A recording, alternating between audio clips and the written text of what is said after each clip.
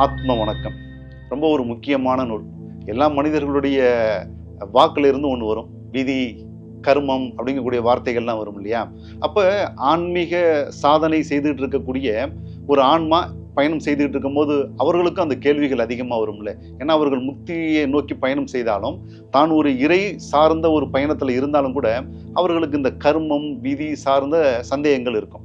அதே நேரத்தில் இறைநிலை சார்ந்தும் முக்தி சார்ந்தும் பல சந்தேகங்கள் இருக்கும். அப்போ அது சார்ந்த விஷயங்களை அதனுடைய சந்தேகங்களை நிவர்த்தி செய்கிறது மாதிரி இந்த புத்தகத்தில் சில கேள்விகள், சில பதில்கள். ஒரு சாதகர் இப்போ நம்ம நிறைய கர்ம ரகசியங்கள், கர்மத்தினுடைய இயல்பு அப்படின்னு ஒரு புத்தகம் கொடுத்துருக்கோம். என்னதான் கொடுத்துருந்தாலும் அவருக்குள்ள ஏதாவது ஒரு இயல்பாக ஒரு சின்ன கேள்வி வந்திருக்கும். இப்போ நான் ஒரு புத்தகத்தை எழுதி முடிச்சதுக்கு அப்புறமா ஏன் இது என்ன அப்படின்னு சொல்லி ஒன்று தோணும் இல்லையா? அது ஒரு கேள்வியாக நான் ஆக்கியிருக்கேன்.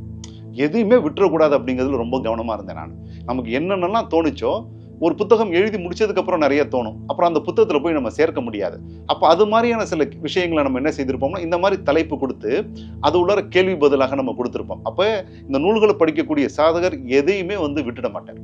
அப்படிதான் விதி பற்றி, முக்தி பற்றி, இறைநிலை பற்றி சின்ன சின்ன சந்தேகங்கள், அதற்கான பதில்கள் அப்படிங்கக்கூடிய அளவில் இந்த நூல் வடிவமைக்கப்பட்டு கண்டிப்பாக ஆத்ம சாதகர்கள் அவசியம் படிக்க வேண்டிய ஒரு நூல். குரு மகரிஷியினுடைய ஆசீர்வாதங்கள்.